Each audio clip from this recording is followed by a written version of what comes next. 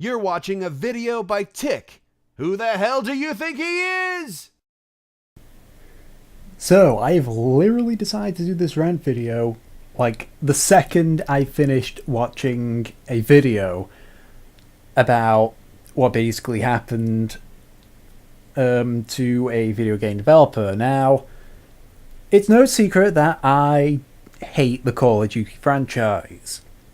I don't like how it basically reuses its assets. I don't like how it doesn't really add anything new. I don't like the community. There's not a whole lot I like about Call of Duty. My belief is that the next Call of Duty should not have a single player, it should only be multiplayer, because its single players have gotten worse and worse and worse. And a lot of the people believe that you don't get Call of Duty for the single player, you get it for the multiplayer. Well, why add a single player? But my rant isn't about Call of Duty. My rant is about video game communities. To be exact, the ones who believe themselves entitled to everything. The spoilt brats of the game, as I like to call them. Now, I recently got done watching a video by Silent Core, who I suggest you all subscribe to if you like your RuneScape videos or stuff about news. He looks up this stuff, I don't. But apparently on Black Ops 2, which, keep in mind, I have not gotten, I have not played at all. I stopped playing the Call of Duty series after Modern Warfare 3. That one of the developers at Treyarch has been receiving death threats over a simple patch. Now, apparently, I didn't look at the patch notes myself, but the bits which were highlighted that apparently were the things that he got the death threats. Apparently, one of the sniper rifles, a DSKR or something, and you have to keep in mind this is Call of Duty. This is where people run around quick scoping with sniper rifles as opposed to using actual guns because they think they're all pimp cool. That gun apparently got a very small nerf. Minuscule even. It got a firing rate increase of 0.2 seconds, so it's 0.2 seconds longer. And its rechamber time, which is, where they pull back the chamber, put the bullet in, snap the slide forward again, that kind of stuff, got an increased time of 0.1. And one of the lead developers at Treyarch has been receiving death threats over it. Now, another example of a community is RuneScape. Now, I used to play RuneScape a lot when I was a kid. I still occasionally do play, however, it's low on my priority list. If there's a game I want to play more, I will play that game more. RuneScape is basically my last resort of boredom. If I don't have anything else to play, I'll go and play some RuneScape. But I can say without a doubt that the community, when it comes to patches, are awful. Maybe it's because the ones that are happy with this update don't speak. They're silent. But when it comes to any update, even the ones that can't do the update complain about the update. Another one, which I do play regularly, League of Legends. Whenever there's patches, even ones announced on the PBE, which means that they're not finalized, people complain. Recently, there's been a huge uproar over the fact that jungle monsters have had their respawn or their initial spawn times increased. Now, I may not be a major expert. I'm only silver in League of Legends, but the thing is, all you've done is added an initial 10 seconds to the smaller camp when they initially respawn. You've made the smaller mobs have a little bit more health, maybe like 1 or 2 extra hits, more health, and give more XP. Here's the thing.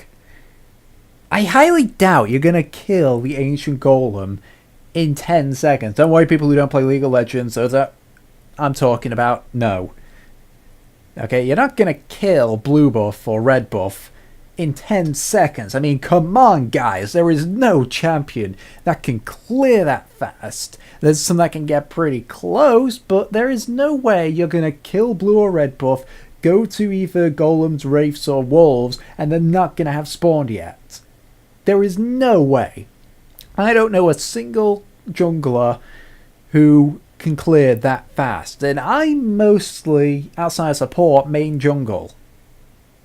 I've played up pretty much all of them jungle, and I haven't known a single one that can clear fast, especially smiteless, which is what everybody's doing now.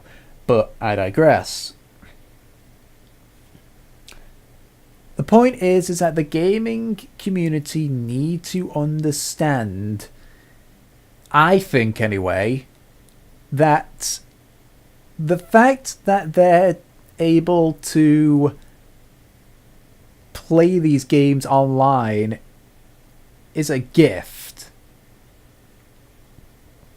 and that these patches are a consequence of that. Whenever you involve players versus players, you need to have balance. This is why I think that I understand that it has been re-released, but if GoldenEye was initially released on the Nintendo 64, I'm almost certain there would have been patches to Oddjob. Maybe even a complete removal of him. Why? Because from what I've heard, I've never played GoldenEye, so I'm just assuming here, but apparently it's like one of the most balanced games ever. I don't know. Or maybe it's the most fun, I don't know. But the point is, if GoldenEye initially had access to the internet, and it had its combat system, I'm almost certain without a doubt Oddjob will be patched out of the game. Without a doubt, or he'll be changed so that he's the same size as everybody else. That's the problem here. Gamers think that they're entitled to play the game and, you know, they can play with these overpowered guns with no consequence. No. If a gun is clearly overpowered and the gun that is another gun is severely underpowered, they're going to alter that. This is why you have video game patches. It's not just because of fixing bugs, although it is part of the reason all the time. It's to buff and nerf things. Now, I know what you're going to say. Games like Skyrim and such do not have those kind of patches. They have only bug fixes. Well, yes, because Skyrim, at the end of the day, is a single-player game. What's the point in balancing how your weapons are and such? The only reason you would do that is, like, say, make the enemy stronger or weaker or to add resistances. But overall, you do not normally make buffs or nerfs to something in the game unless the item that you're making in that game was intended to do something and it isn't delivering. I think there was a I think in Minecraft there was something like that. The golden apple, I think, where you got it by putting 9 gold bars together and an apple together. I believe, now this is purely speculation on my part, outright pure speculation, so I could be wrong here, but I believe that they altered when they added golden nuggets, and when they added I believe when they patched it so that the golden apple was made with 9 golden nuggets and an apple, was because they realized that overall 9 gold bars and an apple for just one consumable piece of food They figured no one in the right state of mind is going to use that. And you can't exactly show it off. So what's the point? Let's change it so that people will want to use it. And that's what they did. They reduced it from 9 bars to basically 1 bar. And some people actually do use it. Obviously, a lot of people still stick with the usual steak and chicken and such. But the point is, single-player patches very rarely have nerfs and buffs. Why? Because they're not needed. I've been sidetracking here, so I'll get back right to it. The fact of the matter is that video game communities need to understand that they are not entitled to anything when they play a game. They are not entitled to their favorite gun being as strong as it is or being as weak as it is. They're not entitled to how a character looks. I'm actually really happy that pretty much I didn't see a single complaint when Annie had her visual rework. I'm glad of that. I've had people that have just complained about the dumbest things. Literally the dumbest things. People complained about Steel Legion Garen having a slight contrast change. He was slightly brighter, and then they lowered his contrast a bit. So basically he had a lot more shadows and such, and it was overall his armor was darker, okay? People raised hell at that for no reason whatsoever. Okay? Why? It's a couple of shades darker. Are you telling me that the entire fabric of your world is now shattered because Steel Legion Garen's armor is a little bit darker? Grow up, okay? The community, the ones that complain for the most part, are children. They don't seem to understand what goes into making a game. They don't seem to understand why a game is patched. That's why when I eventually get into the games industry and I make my own game, and if my game happens to have multiplayer, it probably won't have multiplayer initially. It'll probably only be single player games because multiplayer games is bleeding hard to make. Yeah, games in general are hard to make, so God knows if I try to make a multiplayer game. When I have this little statement that I've actually got literally saved up, backed up twice, it's labeled as to say when I release a multiplayer game. It is a statement that I would say when interviewed or when asked about it. This is basically what I will say when I'm playing a multiplayer game. When the game comes out and you're all playing it, things will be nerfed and buffed. Understand that balance is more important, so things will be nerfed and buffed. Understand that certain tactics will be nerfed or buffed. Understand that despite your protests, things will be nerfed and buffed. The entire point of patches in a multiplayer game is nerfs and buffs, with the occasional bug fix. If you don't want nerfs and buffs, you're best finding a game that doesn't nerf and buff when it needs it. That's exactly what I'm getting at here. This is that exact statement. The video game community will always be complaining. They will think that they will have the silver spoon in their mouth pretty much when it comes to video games. They will think that because they have got the game, they should be immune from any form of change. And if they believe that if something changes, it is a breach of their rights. Here is why you are wrong. First most, competitism in a multiplayer game is what keeps it popular. I think people can vouch for me that the reason why Call of Duty and League of Legends are so popular is because its multiplayer is aimed at competitism. Whereas if you look at the more casual ones, they are less played. I'm trying to think of a game that is only co-op versus. Orion Dino Beatdown, that's the one. That's a perfect example. Now, let's ignore the fact that the game was apparently crap. I don't know. I wasn't able to play it because nobody plays this game anymore. Why? Well, for the most part, it's because apparently was because of a bad game. But another reason? Co-op versus AI only. You can only face the AI so many times before you decide to yourself, this is kind of boring now. That's the reason why I actually don't play a lot of my games. I got a lot of multiplayer games. I don't play them by myself because I don't like facing off against people. But facing off against the AI bores me. There's only a few occasions when that doesn't. Mountain Blade Warband being one of them. But, for example, Shivering Medieval Warfare and War of the Roses. I love those games, but I don't play them because the AI bores me and I don't like facing off against people in multiplayer because I always get my ass kicked. And I don't like being pub stomped, so that's not the point. Either way, the community needs to understand.